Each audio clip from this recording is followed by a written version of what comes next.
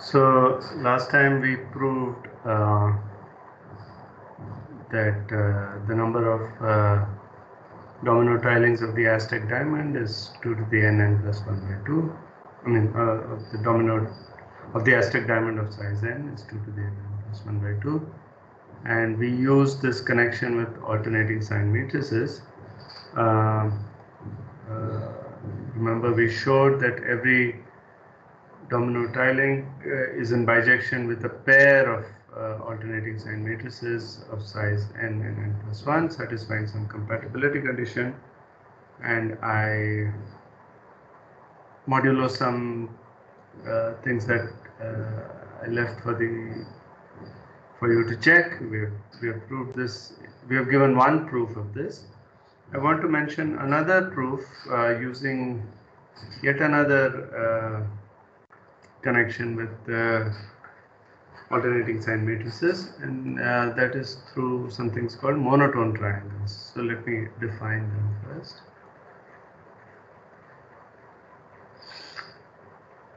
A monotone triangle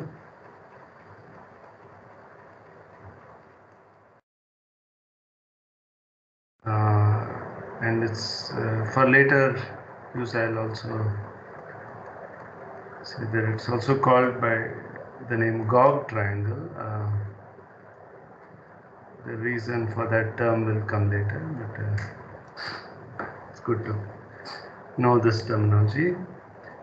T of order n is a triangular array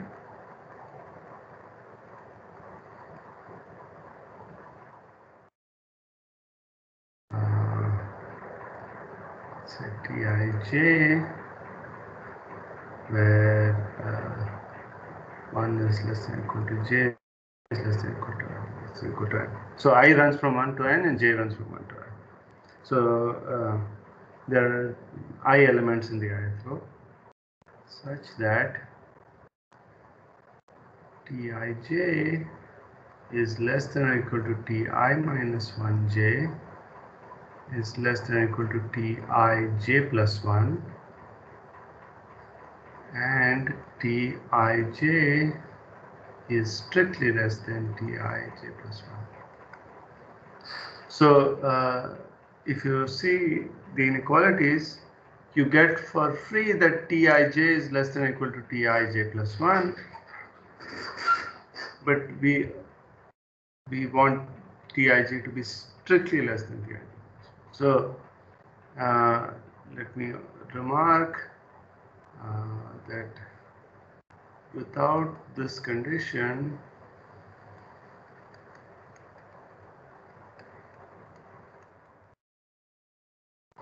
so that is to say just the weak inequality here, we obtain what are called Gelfand-Sutherland patterns. So these are much older objects which are important in the representation theory of the classical Lie groups, GLN, SLN,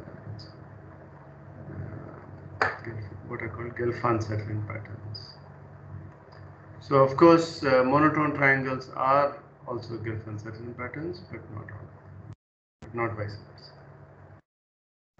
Okay, so I'm not going to say much about this. And these are also important objects, and they also have nice formulas. So let me give you an example of size 4. So here's again. So I'll write it as a triangle. So 2, 1, 3, 1, 3, 4, 1, 2, 3, 4. So the inequalities go like this. So this is less than or equal to this is less than or equal to this, and this is strictly less than this.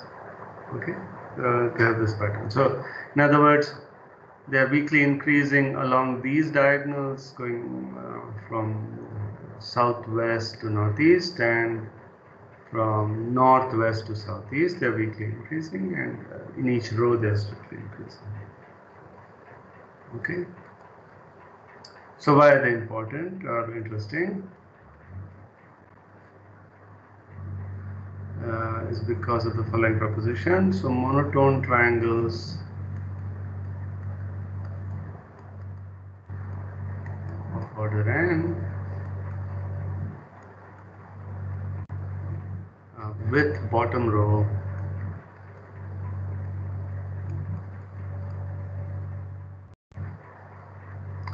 one, two up to n.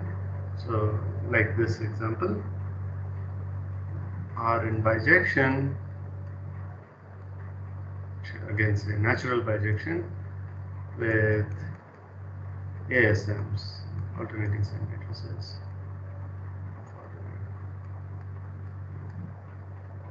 And again I'll give you a proof by example.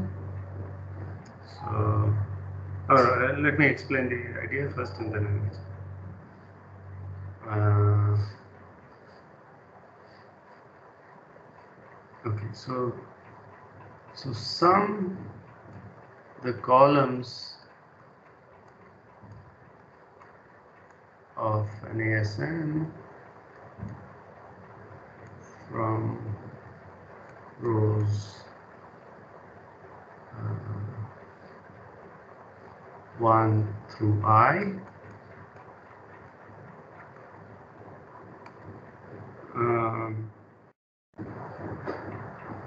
and read off the columns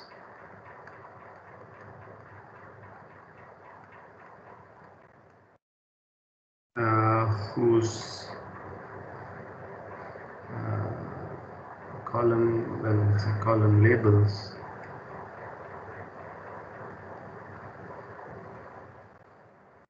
whose entry is 1.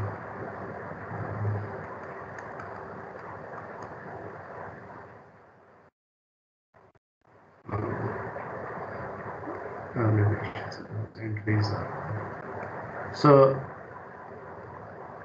let's do an example. So let A be the ASM, which is 0, 1, 0, 0, 1 minus 1, 1, 0, 0, 0, 0, 1.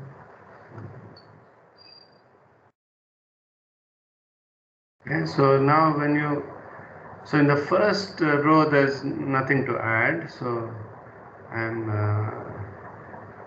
I'm converting, I'm doing this operation. Okay, so I'm summing, so I'm in the ith row, I'm going to sum all the entries up to column, sum all the entries in every column up to row I. Okay, so in the first row there's nothing to do. Okay, so I just get 0, 1, 0, 0. And so what I'm going to do is I'm going to read off the column label, which is a 1.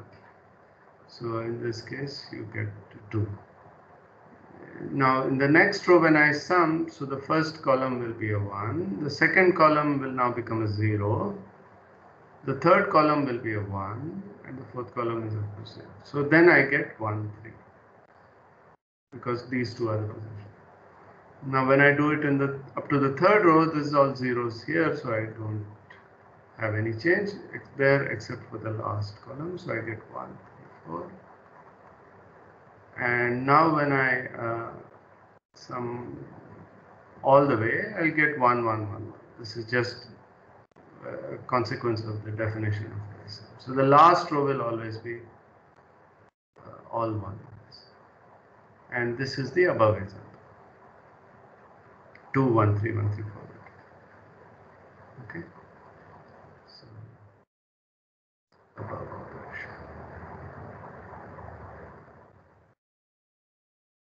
Okay.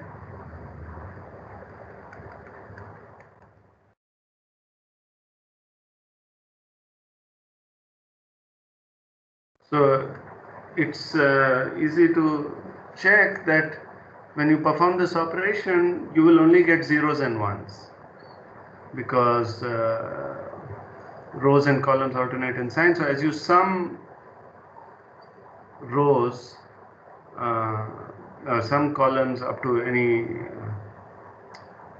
any row, you will you will get sums which are either 1 or 0. Okay, so that's kind of easy to see, and so you will get this condition. Now, what these inequality conditions say is precisely related to this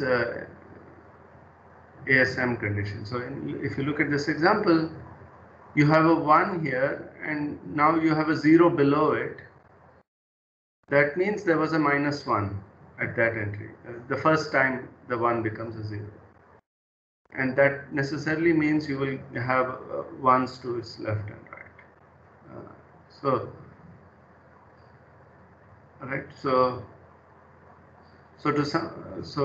what one would like to check, so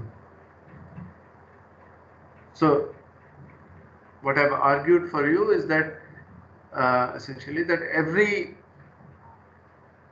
when you perform this operation, the ith row will contain I ones, and you write down their positions in increasing order, and you construct this triangle. So you have to check that these inequalities are satisfied. Okay, so and conversely, you can go back. So there are a couple of things to check. So I'll leave that as an exercise. Check that this gives an honest monotone triangle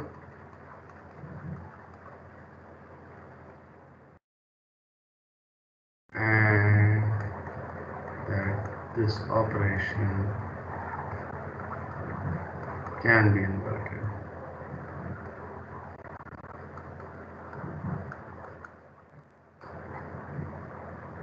Okay, so modulo those checks,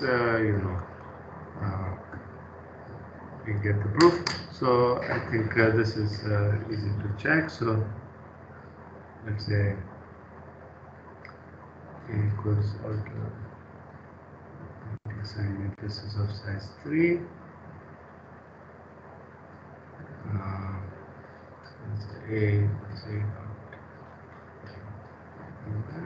A dot, I think 2 monotone triangle gives you. So A was the identity, and okay, so this is written in some funny. This is written the other way around. So this is written from bottom to top. So you would have gotten 1, 1, 2, 1, 2, 3, and it's written the other way around, and it's flipped. So in other words, if you rotate this whole thing by 180 degrees, you will get what So if I print it, I get this. So if I rotate this whole picture by 180 degrees, then I get my convention. So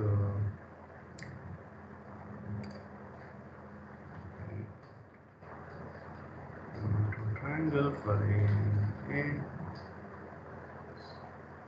So you get all 7 of these guys. Any questions? Okay. Very good. So now let's come back.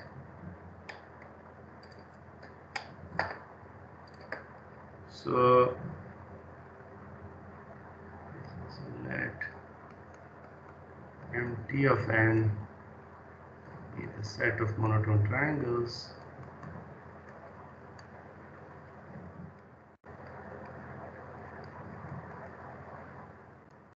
of order n with bottom row 1 through n. Okay. Now let us see in this bijection what happens to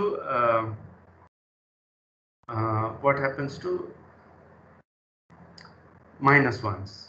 So as I said a few minutes ago, if you have a minus one in a certain entry, the corresponding entry after this operation will become a 0, and so that entry will vanish. So there was a column entry in this example 2 up to a point, and then when there was a minus 1, that 2 vanished, and it became it got replaced by 2 other entries, one smaller and one larger, right? So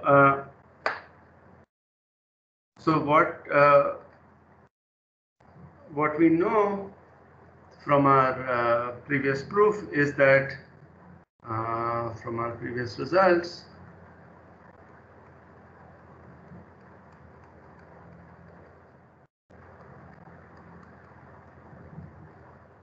we know that if we give weight 2 raised to the power, I have to write a long sentence, so I'll use the caret notation. 2 raised to the power entries in T that do not occur in the following row.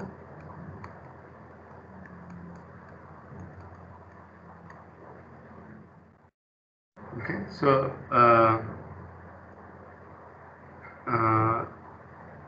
in MT of let's see, which way do I want?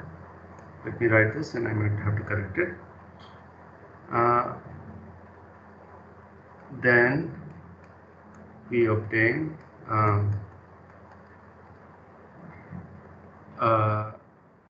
2 to the n plus 1 by 2 by summing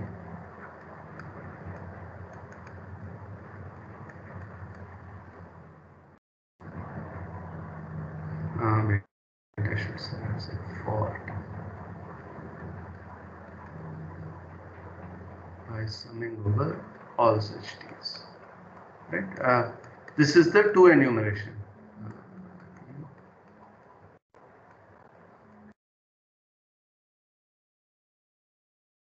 ASMs. Right. So right. So let me just make sure that this is correct. So if I let's see that. So a dot. So I'm doing this for n equals 3. So if I so I'll get a weight of 2 for this guy and 1 for everything else.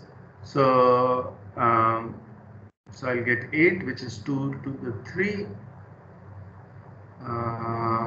which is not this. So I should do n plus 1. So if I took n equals 2, then I would get 2 to the 2 times 3 by 2, which is 2 to the 3, which is 8. And that corresponds to monotone triangles of size 2 plus 1, which is 3. Okay, so right. So now let us see how many entries are there in T. So T has, so this is n equals 4, and it has triangular number of 4 entries, so which is 10. So that is 4 into 5 by 2. So for T in MT of n,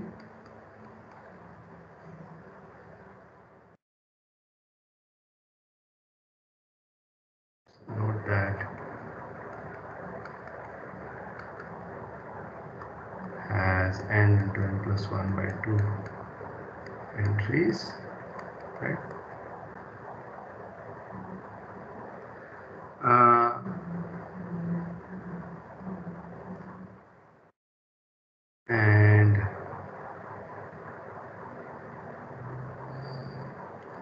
Okay, so just a second, I confused myself. So since AD of n has size, sorry, AD of n is equal to 2 to the n plus 1 by 2, we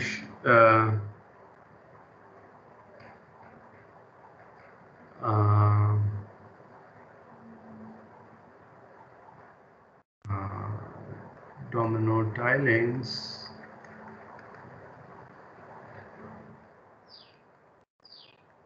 of an are equinumerous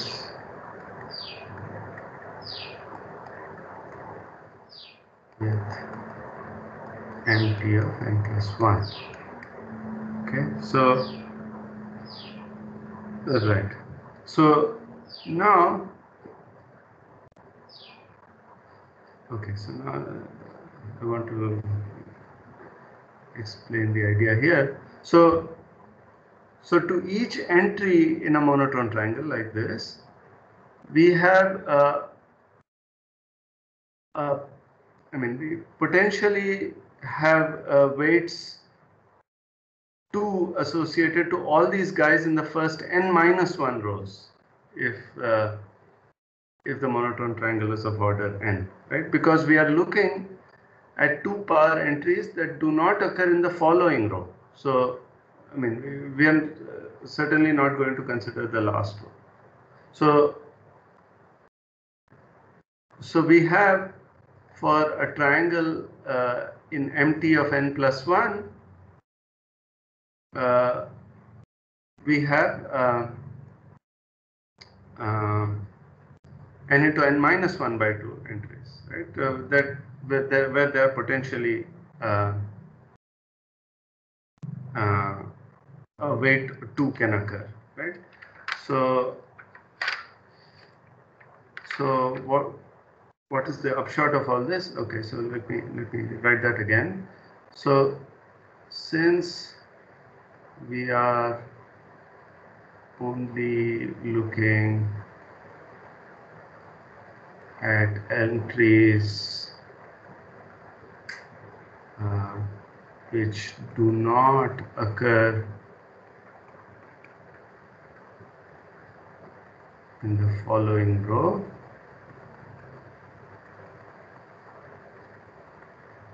in MT of n plus 1, by this correspondence, we only have n into n plus 1 by 2 entries, right? Because I mean, here it was n, but now I'm looking at n plus 1, right? So in n plus 1, the total number of entries is n plus 1 and plus 2 by 2, but we don't look at entries below, and so we give we only consider the top n rows, and so that's n plus 1 by 2. Okay. So are there any questions about this? Sorry, I might have confused you. So instead of giving weight 2 to every entry which does occur in the following row, does not occur in the following row, we can instead consider entries which we can give weight half to entries which do appear in the following row. Okay, so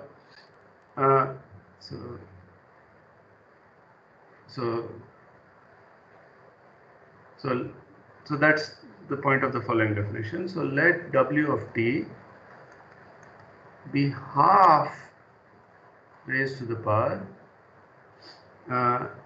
entries in T,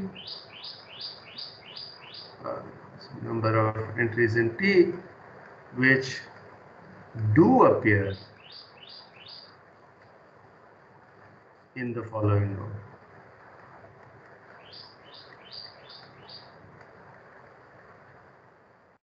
Okay, So that means if I go back to this example, I'll get okay, so let me pretty print all of these guys, so it will help you see. Okay, so okay, so unfortunate choice of convention, so we go upwards. So let's look at this guy. So I get a weight half from this one because it appears in the following row. I get a weight half for this guy, which does appear in the following row, and similarly for this. So I'll get a weight 1/8 for this triangle. And similarly, this appears, this, I mean, every entry in this row is of course going to appear in the following row. So I get 1/4 for free, and now there's a question of whether this entry appears in the following row, and it does here. So I get weight 1/8, 1/8, 1/8, only 1/4 here because this 2 does not appear in the following row. Then 1/8, 1/8, 1/8. So if you sum these guys, you're clearly going to get 1 because we are cancelling out the power of 2 extra, and we are giving weight half to the remaining guys, right? So then what we have then shown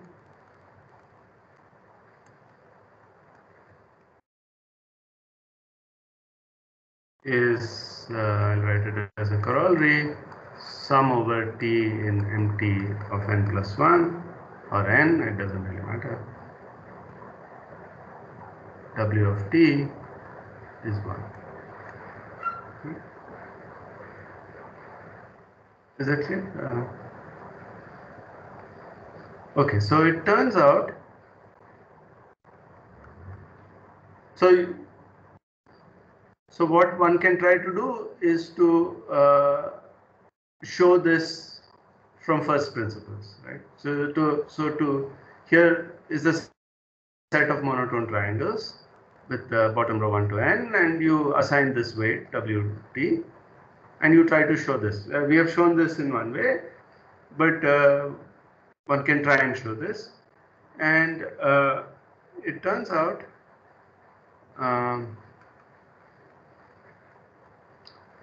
that one can prove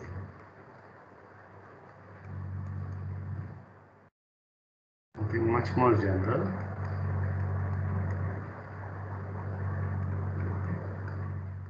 I'll not prove it, I'll just state it here. You can look at the proof, you can look at the paper of Elkies, Kuperberg, Larson and Propp, but I should tell you they don't give a complete proof. They skip a lot of details. So let W of A1 up to AN be the sum of W of t, where t runs over all monotone triangles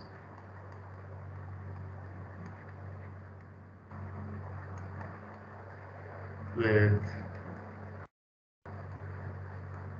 bottom row A1, A2, okay, so you take any set of integers that you like in increasing order, and you count how many, I mean not count, you do the weighted count of all such monotone triangles, and the theorem, is that W of A1, A2 up to AN is the product over 1 less than or equal to I less than j less than or equal to n, Aj minus Ai by j minus I. Okay, and so this is really nice product formula, and two things I want you to note. One, it's not obvious that the RHS is an integer, but it is true.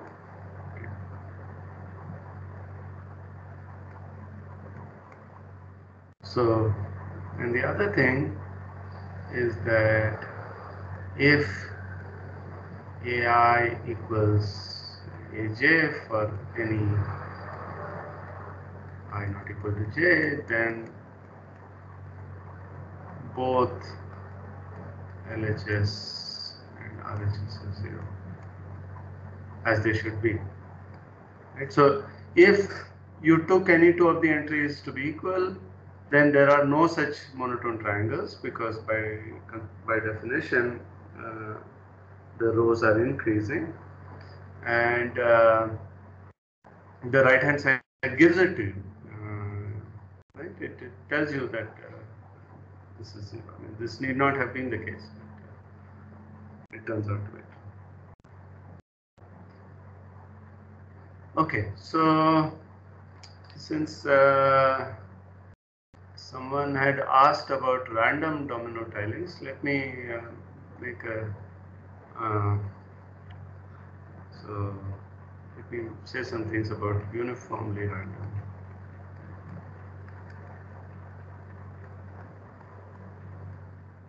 Domino tilings.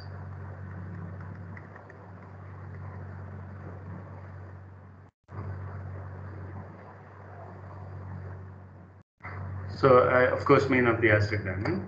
So I'm not going to get into it, but it turns out. So first, let me say what this means for those of you who might not know. So what we are doing is we are listing or you fix an n, so fix n, and among all domino tilings in AN, pick one uniformly at random. That is, if you, so that there are 2 to the n plus 1 by 2 such domino tilings, and imagine you have a die of with 2 to the n plus 1 by 2 faces. You throw it, and it's a fair die. You throw it at random. I mean, you toss it and you pick whatever number shows up. Okay. Now, what turns out to happen? Okay, so there are several nice things here, but one of the first things that you would notice is that this surprisingly gets less and less random as you increase the size. So someone has nicely written an Aztec diamond generator in this Louvain University in Belgium. So I've taken an Aztec diamond of size 10, and I've generated a random tiling, uniformly random tiling. So that's the uniform diamond here. That's what it means. So here, let me generate again. So here's what you get. Okay, maybe I should have started smaller. So let's say 5. So you get something like this. So notice the 4 colors. These 4 colors correspond to 4 kinds of dominoes that we have discussed. I mean, the red ones correspond to white, black. The blue ones correspond to black, white. They're both horizontal, and the yellow and green similarly for the verticals. Okay, I can generate another one. Okay, so now let me go higher. I've already done 10, but let's see in this context. Okay, so maybe you see some patterns. Let's go even higher. So now you see maybe even better. Let's go higher. Okay. So now maybe I don't have to say what the pattern is, but so this is now 100 by 100 asterisk diamond. This is a uniformly random tiling. And now you notice something remarkable, that the left, the corners of the asterisk diamond are almost certainly occupied by one kind of domino. So the top you have the red domino, on the bottom you have the blue, left you have the yellow, and right you have the green. And I could generate another one, and this will happen again. So you could do it any number of times, and you will find that these regions are, in a probabilistic sense, they are almost surely of this type. I mean, there is no, the probability of getting the other kind of diamond is astronomically small. For 100, this is like 2 to the 200 roughly, or whatever, 2 to the, no, not 200, this is much larger, 2 to the 5000. So among all these, there's the overwhelming proportion are those which have this property, and so the probability of getting the other kind of this property not holding is is so small that you would have to do, I don't know, the age of the universe number of random generations to see such a thing. Okay, so so the other thing you might notice is that in the central region, these are sort of random. So you can see all colors, all 4 colors sort of equally spaced, and if you do the appropriate counting of statistics, you will find that they are almost all of the same number, and they're not totally uncorrelated, but they are to a large extent. And what separates, so there's this region which is all muddled up, and there's this region which is very regular, and there is something that separates these two, and if you look kind of carefully, you will find that there's something like a curve that separates these. And maybe I can be a little more ambitious and go 150, and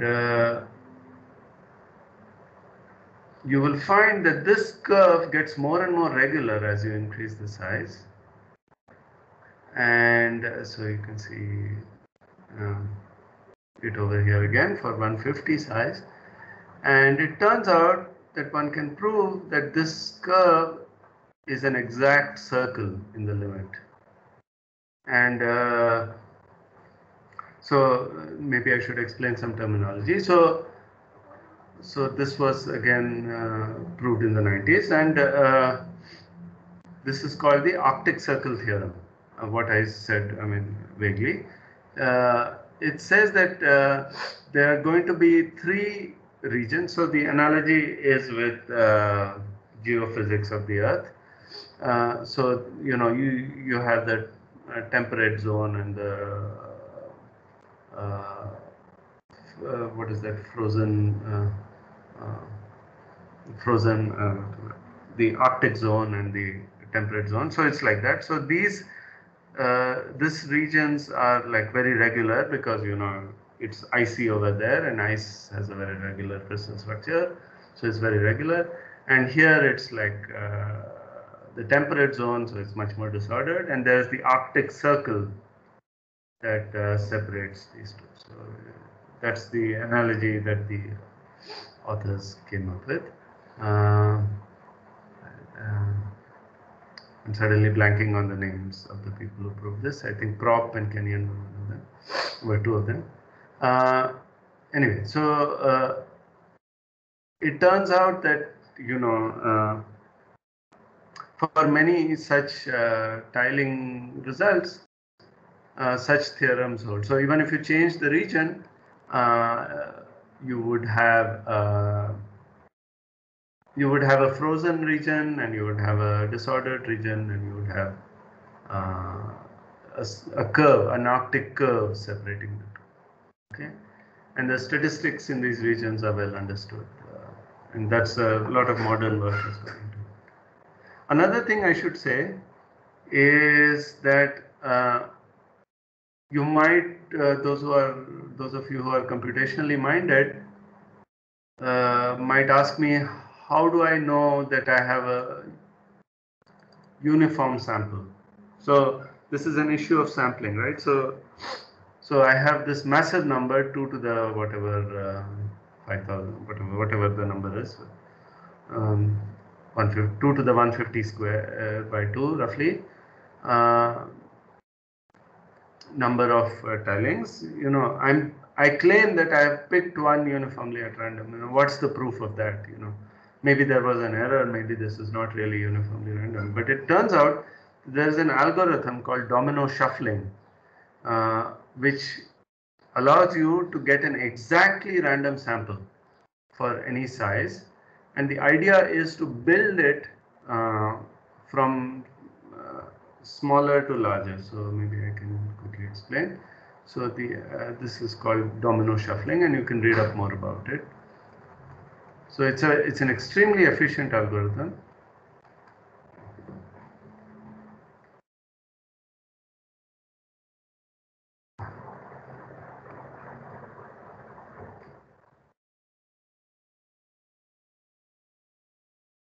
So it's an extremely efficient algorithm because what it does is it starts. So you start with a domino tiling of size 1, which is just a rectangle. And you pick a domino tiling at random. So maybe you pick, so this is easy to do. So there are only 2 possibilities. And then what you will do at the next stage is to increase the size. So somehow what will happen is that this will get pushed outwards, this will get pushed outwards. So you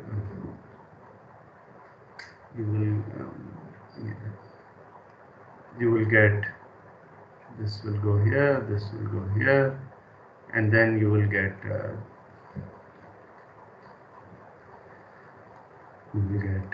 this region over here, which now consists of exactly two 2 by 2 regions, and you fill each of those in the same way. There are 2 possibilities for this, 2 possibilities for this, so you'll get 1 of 4 possible domino tilings, and then you can, there's a precise algorithm which allows you to once you choose those, to make the size larger by 1, and then you will get 3 such squares, and you will fill them uniformly at random, and so on. And so this will give you a 2, and then this will give you an 8, and to 64, and so on. And so you can build a size n domino tiling. I mean, a domino tiling of a size n asterisk diamond in essentially n steps. Those steps just involve picking 2 by 2. Picking an orientation for the 2 by 2 case.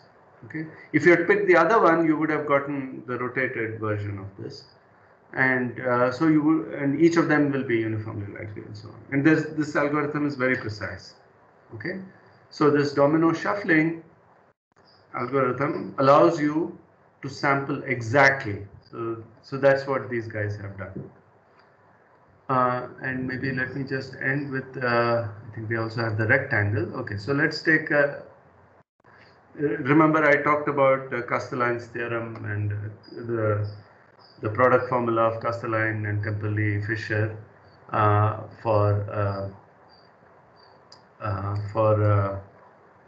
m by n rectangle. So let's take m and n to be 2020.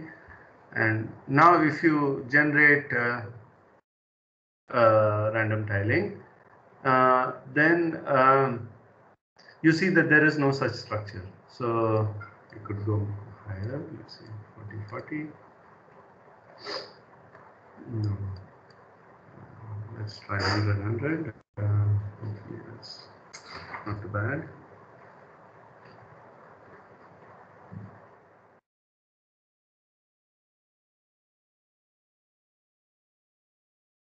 So it doesn't say, but I think it is doing uniform rectangle. So there are many other things that these people have done based on this paper. So you can see that there is no structure here. So somehow the Aztec diamond is the correct kind of shape that will allow you to see such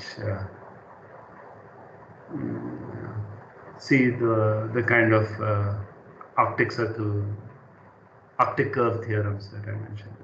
Okay, here if you look at any region, any sub-region over here, moderately large, you will find that they all are statistically the same. Okay, so if you look at a 10 by 10 in this 100 by 100, anywhere you take the 10 by 10 and you look at the statistics of red, blue, green, yellow dominoes, you will find that they are roughly the same. Okay, so they are very different. So the tilings in these are very different. Okay, are there any questions before I move on? For the so is there like a similar theorem saying like based on this that a randomly picked ASM has mostly zeros on like the corners? Sorry, Mohit, I couldn't hear you. Can you speak louder? So I was saying that because like in the domino, Aztec domino, like in the four corners, it's mostly a single color, right? Yes, yes. So does that mean that a randomly picked alternating sign matrix is mostly zeros on the corners? Ah, yes, very good question. Yes, that's right. That's exactly right. So, yeah, so how does a random Aztec diamond look like is exactly that. So maybe I'll just say, yeah. So this is very recent research. So for a uniformly random ASM, this is much harder. So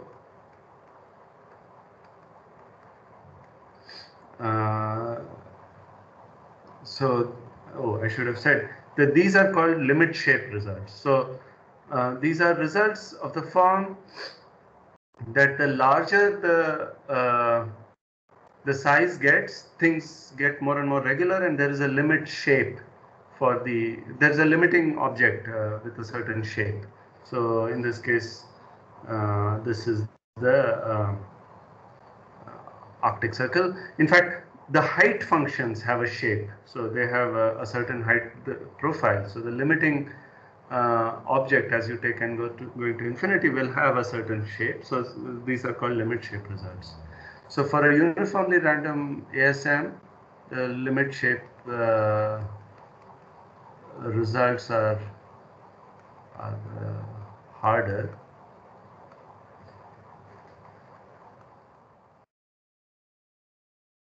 So Colomo and Pronko conjectured, so they used sort of physicsy techniques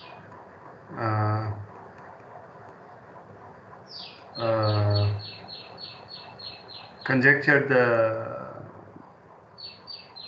the limit shape and form. So what it looks like is if I take the ASM of size n, imagine n is astronomically large and I have sort of frozen I've sort of condensed it so that it lies in this region. So then what happens, I think, is you get a quartic curve. I can check the exact shape, but I think you get something like that. So, there is a symmetry. So you will get zeros over here, and then by symmetry you'll have that and that. But this is not a circle, so this is some quartic curve. Okay, so there's zeros in these corners, just like in the ASM, just like in the domino tilings of the asteroid diamond, and here there'll be some disorder. But this is so some form of this has been proved last year by this guy called Amol Agarwal. So I think this has been, at least this curve has been proved by Amol Agarwal. I think it is 2010, 2020 maybe, 2019 or 2020. Let me put it till now. So these are much harder to prove. Of course, if you have the two enumeration of ASMs, this is all follows immediately from asteroid diamond. But anything more general than that is open. So so details other than the shape, I think a lot of things are open. So the statistics in the disordered regions and so on, all of that is quite hard and is open. Yeah. Any other questions?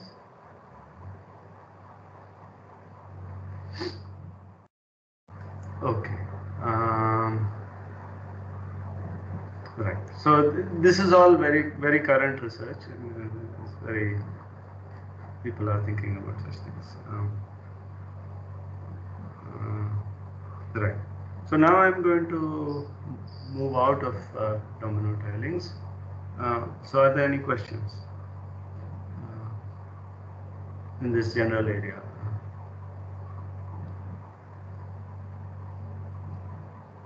Okay.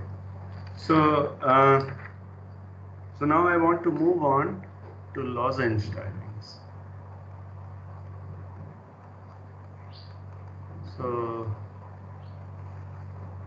So remember, recall.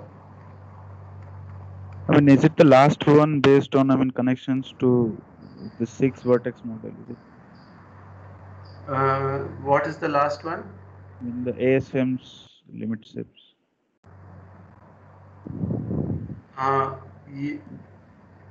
what is the question? I don't follow. Okay, so so ASMs are connected to, I guess, this 6 vertex model. Yes, sure, yes. So is it with the connections with 6 vertex model and? Right, yes. So let me see. Yes, so they do use the integrability structure. Yes, that's correct. Now I'll come to the 6 vertex model somewhat later in the course, maybe in a few days. Okay. Right. So let's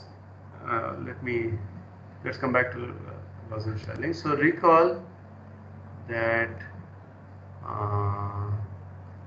plane partitions inside an A by B by C box can be equivalently viewed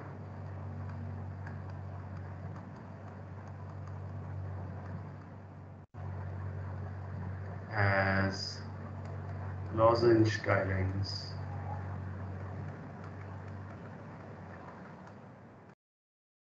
of an A by B by C by A by B by C hexagonal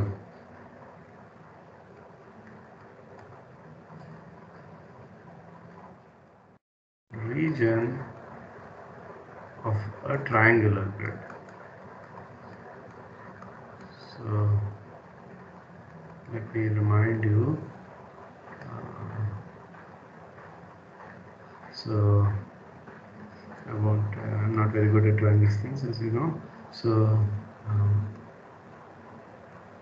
So there are three kinds of. Okay, so.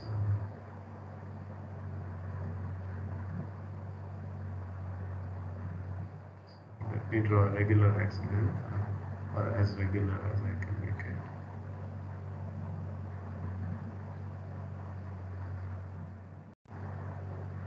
So,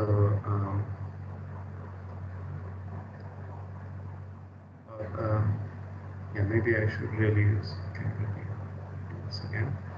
So,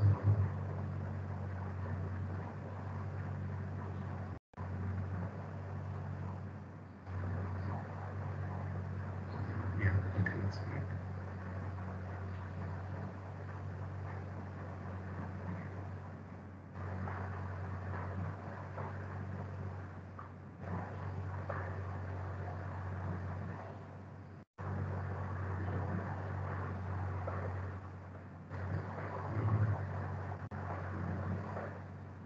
It's crashed.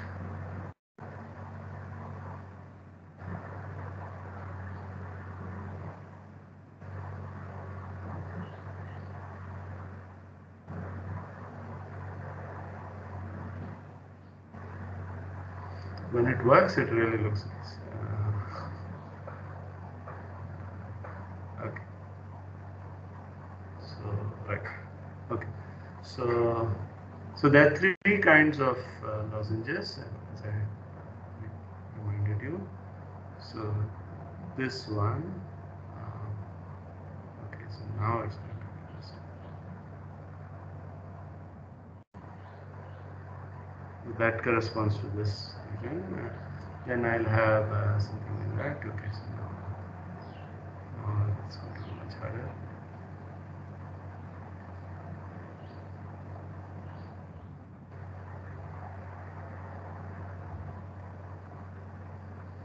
That's this one and its partner.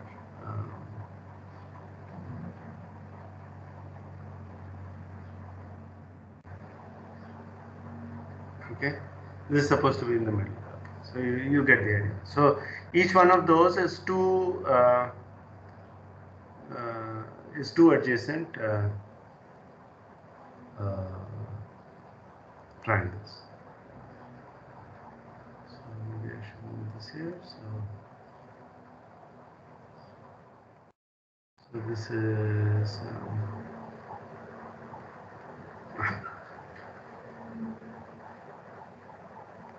So this is example. A equals B equals C equals 2. So in general you will have A, B, C, and then you again have to have A, B, C. This has to repeat in this way, otherwise you will have no tiling. Okay. So that's why A by B by C by B. And with lozenges, this, and this. Okay. And remember, I showed you a figure with all 20. So there are 20 lozenge tilings, and each one of them, your mind will automatically convert it to a plane partition inside a 2 by 2 by 2. Okay. So, okay. So what we are going to try to do is to prove McMahon's box theorem. So our first goal will be to prove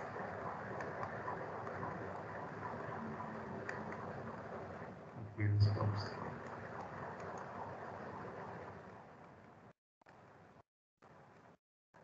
So McMahon proved it using plane partitions, but as I told you, the modern viewpoint is to think of this as lozenge tilings.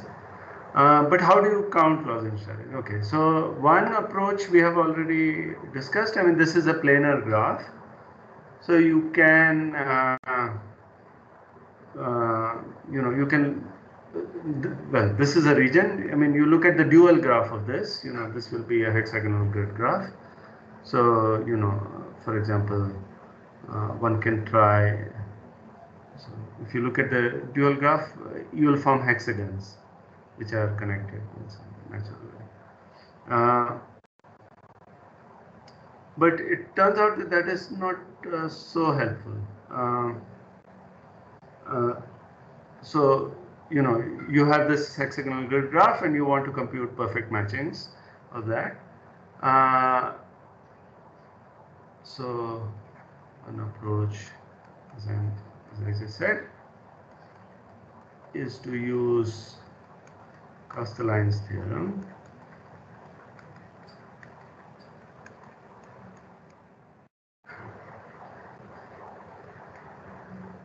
to count perfect matchings or weighted perfect matchings of the dual graph, the planar dual, that is, which is a hexagonal.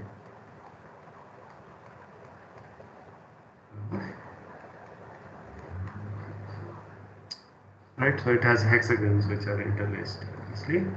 But this turns out to be difficult. So you have to give an orientation, which is a you know, a Pfaffian orientation, and then you have to you know, calculate the Pfaffian. This is the bipartite graph, so you can actually do a little better. But never mind all that. This approach turns out to be clunky, and I think nobody has really done this satisfactorily using, I mean, proved McMahon-Spock's theorem satisfactorily using this approach. So just to say that this turns out to be difficult.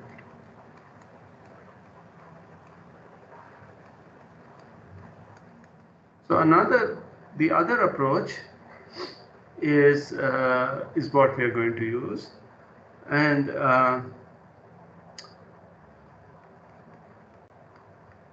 is what I'm going to build over. So the other approach is to think of the plane partition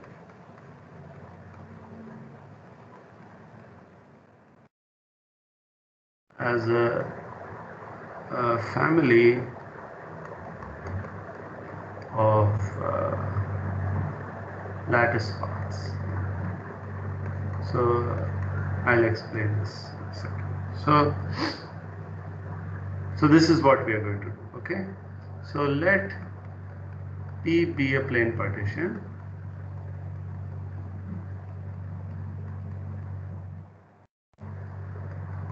inside an A by B by C box. Okay? So i.e. P has at most A rows,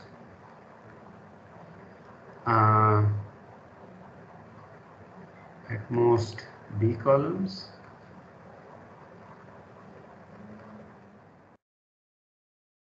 and largest entry at most C. Okay? So you remember the plane partition convention, you know, entries are weakly decreasing along rows and along columns. And so largest entry being at most C is, it's enough to say that the 1, 1 entry is at most C. Right? So maybe it's good to give an example. So this will be my running example. Let's say A is 3, B is 2, C is 4, and let's take P to be the plane partition 3, 2, 1, 1, 1. Okay. So A is 3, so this is 3 rows, B is 2 columns, and the largest entry is at most. Okay. So then each row Pi for I between 1 and A is itself an integer partition.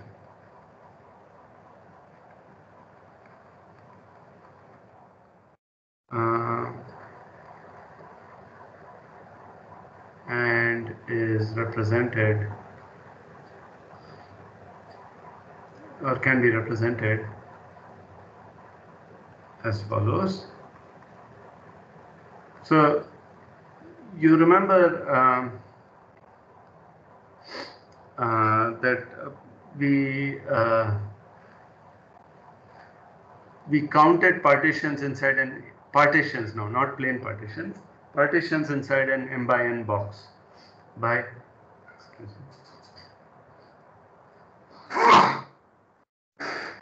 excuse me. So we were counting partitions inside an m by n box. So you know we had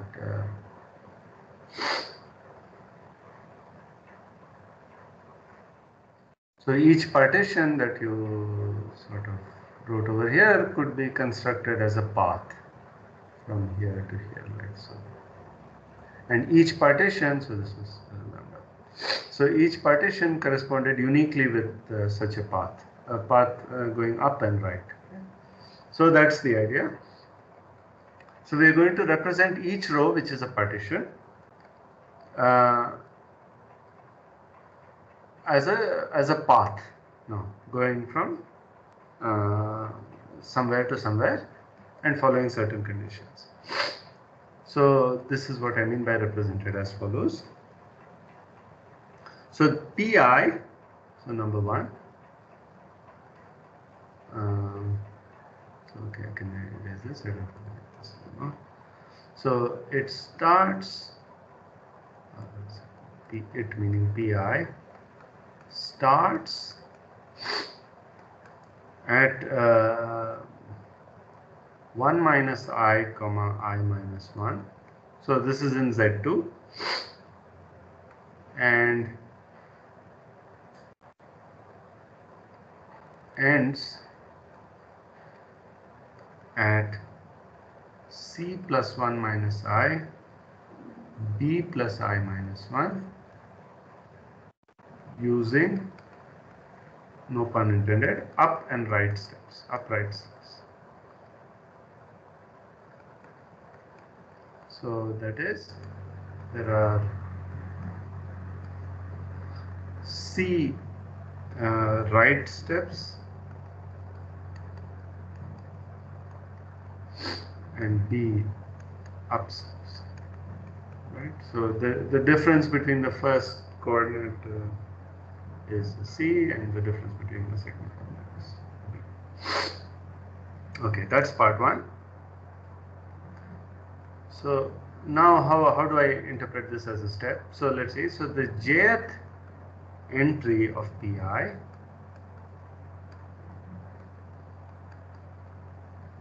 namely Pij in the plane partition says that the jth vertical edge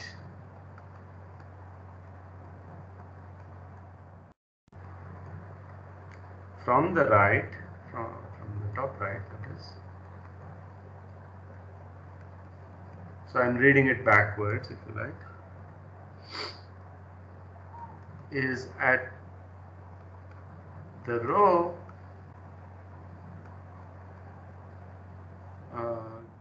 given by Pij minus A plus I. Oh, sorry, wait, I messed it up. Just a second. So this should be plus 1 minus I.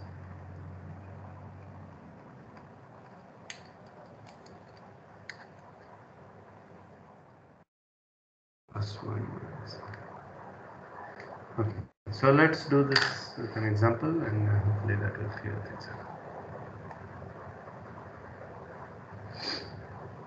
Okay, so let me draw the axes. I should use some other color. So I'm using the same example, right? Oh, very good. This example. Okay, and maybe copy it again just to be sure. Okay, so let's say this is my y-axis, and let's say this is my x. God. This is my x-axis. Okay. And okay, so I need. Let me space it out so that you can see it easily. So I'll. Sorry.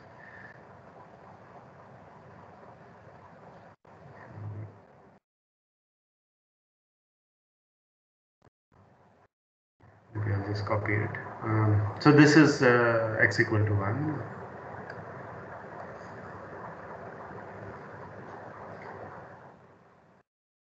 X equal to 2.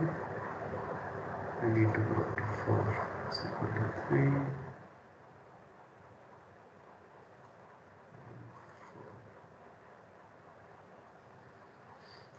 And I need to go up to -2. So -1, -2. And similarly, I need to go up to y equals 2 above.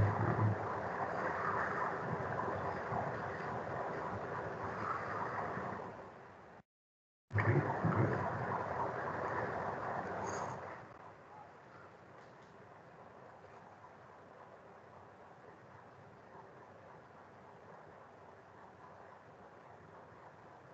Okay. So now let me mark the points that I care about. Oh.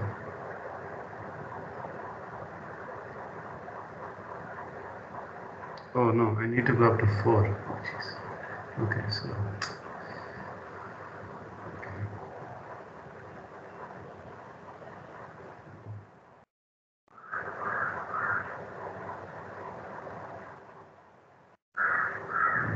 Okay.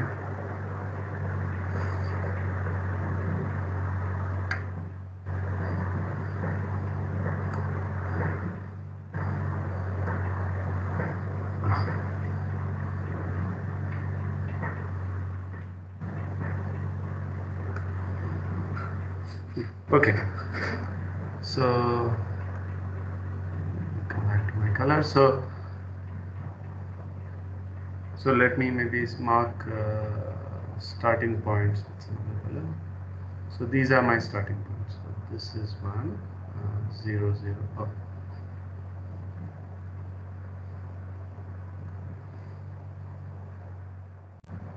So 0, 0, 1, 1. Oh, sorry. -1, 1.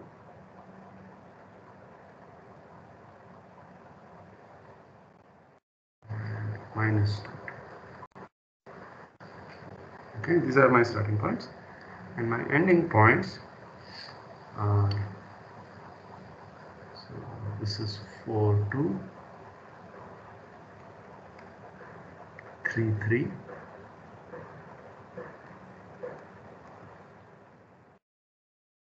2, 4. Okay. Okay, so let me copy this one here.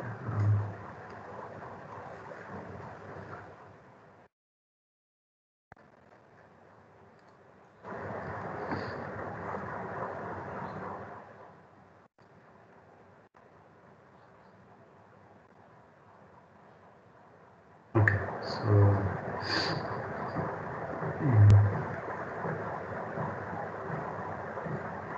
so this is our running example.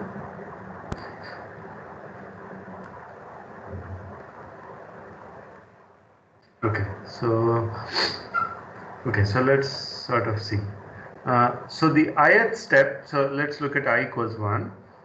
So it starts at 0, 0 because I is 1, and it remember, okay, I should have put that as well. So A equals 3, B equals 2, C equals 4. So it ends at 4, 2, which is this. So this the first path will start here and end here. and the starting and ending points will be purely given by in terms of ABC, not even A, just BC. The number of paths will be given. Right? Okay. Now look at the second one. I is 2, so this is minus 1, 1, and then if you add it to 4 and 2, you get 3, 3. So you add 4 to the first entry, 2 to the second entry, and similarly minus 2, 2, and 2, 4. Okay, I hope that's clear. Now let's see what. This data so far is independent of P. Okay, so now let us build the family of lattice paths. So the jth entry of Pi says that the jth vertical edge from the top row, so maybe I'll mark the columns. So this is 0, minus 1, minus 2, 1, 2, 3, 4. Okay.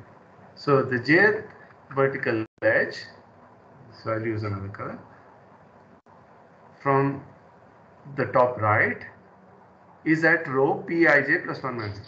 Okay, so let's look at I equal to 1. So we're looking at the first row. This doesn't contribute anything. So this says that, and so when j is 1, that corresponds to this. So 3, so P11 is 3. It says that the first vertical edge from top right is at row 3. So that means I have to draw so the path has to go like so. The second vertical edge from the right for the same path, because I is still 1 and this doesn't contribute anything, is at row 2. So that is this.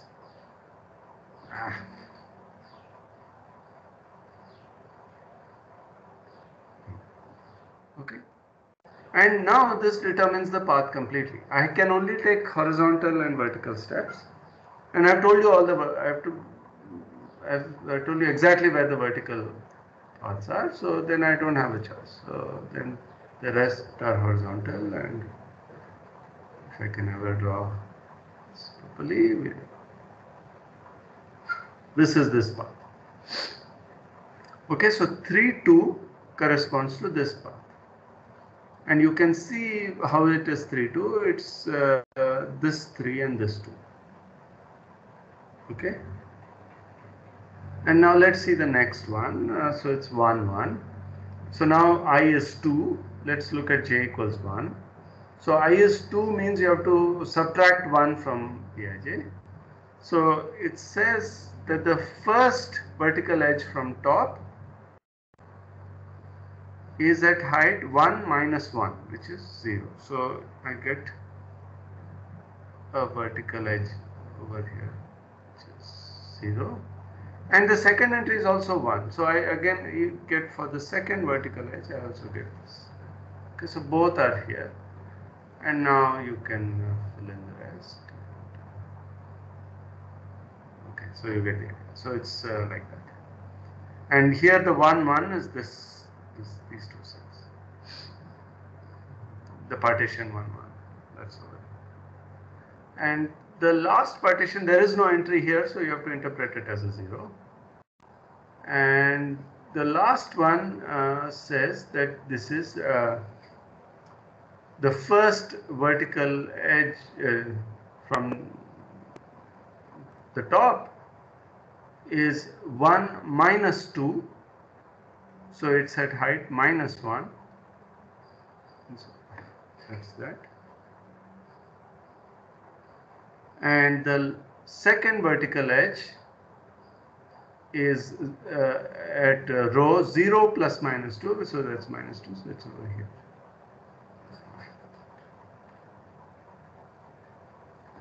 And now you finish.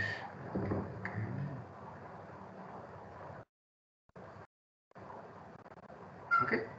So, and this corresponds to the partition 1. That's over. Okay. Is the algorithm clear?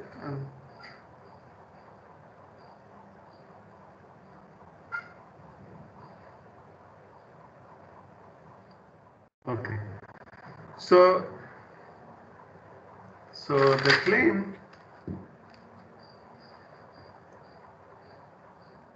Okay. So claim.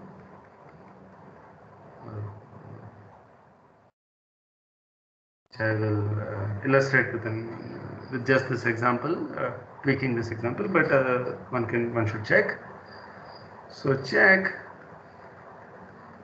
that we always get a family of paths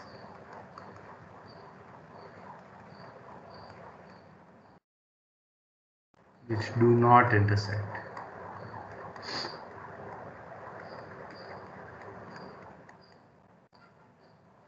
And more precisely, the non-intersection of these paths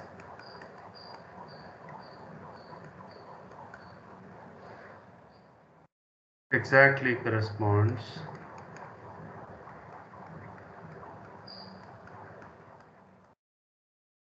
to the plane partition condition.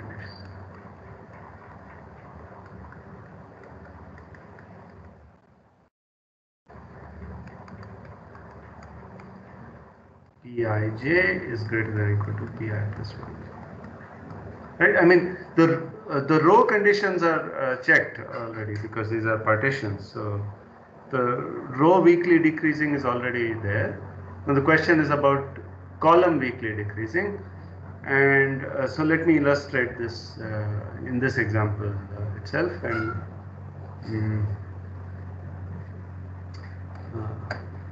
let's see how much time I get. Okay, so this is the partition 3, 2, right? So now let's see what happens if I made this 2, 1. If I made this 2, 1, the 2 here would correspond to the first vertical step. So instead of being here, it would be over here. So if that were a 2, I would get this as the vertical step. Okay, so if this were a 2, so this being a 2 corresponds to this vertical step. Okay, what if this were a 3 instead? Then I would get this vertical step. Okay, so that's also okay, and there's no problem. It would still not intersect. What if this were a 4? Then this would intersect over here, and that is not allowed. Right?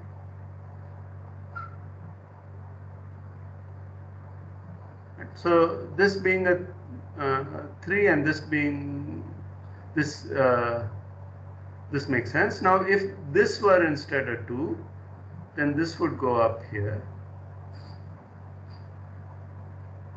and that would also be oh, that would not be okay, because then it would not be this would not be a partition. But suppose this became a 2 and this became a 2, so I would get that instead. Okay, whatever. And then that would also be okay.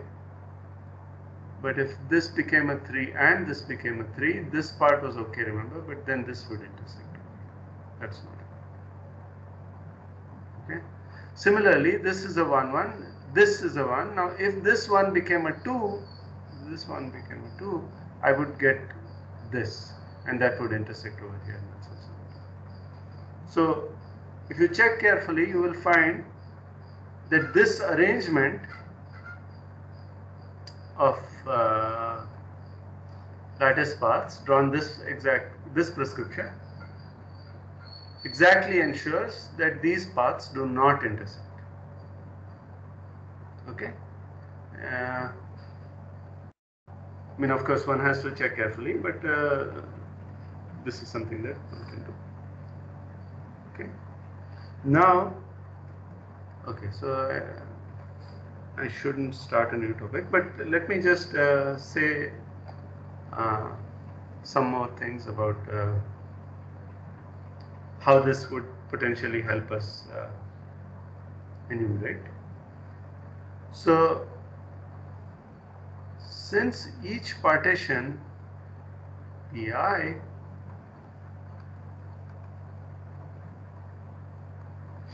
lives inside a B by C box, right? So it takes what did I say? C steps right and B steps up. It lives inside a B by C box.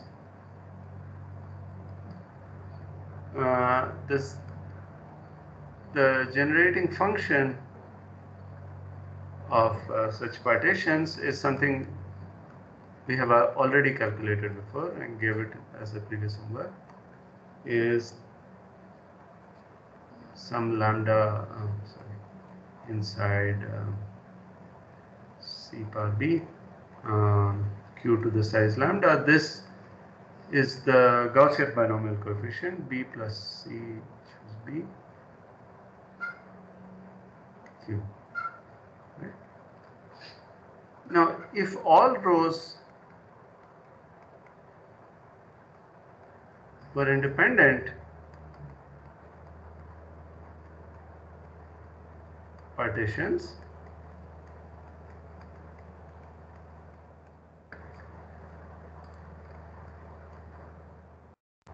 we would get, since the size of the plane partition is the sum of the sizes of the partitions, we would get that sigma of P inside A by B by C is q to the size P. You will get B plus C choose B, Q choose B raised to the power A. But this is not right. Why is this not correct?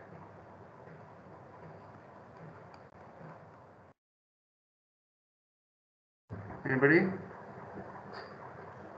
Is it because of the column condition? That's right, yeah. Across the columns. Exactly. This is not correct because the column condition would be violated, or in other words, the rows are not independent. So Pi determines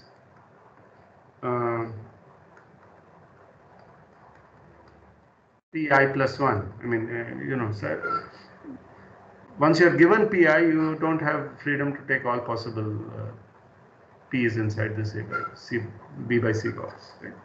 So that's the problem. So in the next class, we will talk about how to deal with this problem. And this is where the non-intersectingness of these paths is going to come. Okay? So I'll stop recording.